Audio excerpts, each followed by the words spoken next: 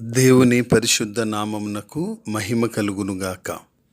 కృపావాక్కు అను ఆధ్యాత్మిక కార్యక్రమమునకు మీకు స్వాగతం.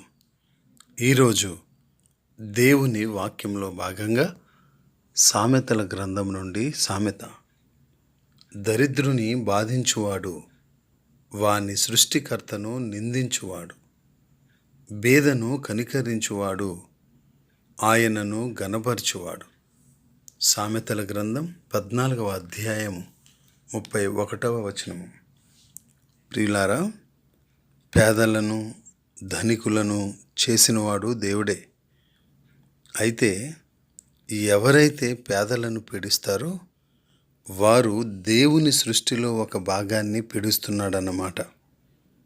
తద్వారా సృష్టికర్త పట్ల తన తిరస్కార భావాన్ని వెల్లడిపరుస్తున్నాడన్నమాట.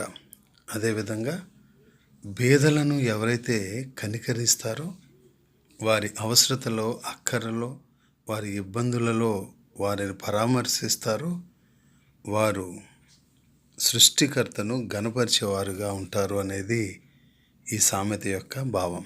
గనుక దేవుని గనపరిచే విషయంలో దేవుడు మనకిచ్చిన మరొక బాధ్యత, పేదలను కనికరిద్దాం. వారి అవసరతల్లో, వారి అక్కర్లో వారికి మనవంతుగా సహాయం చేద్దాం. అట్టి కృప దేవుడు మనకు అనుగ్రహించునుగాక. Amen. God bless you all.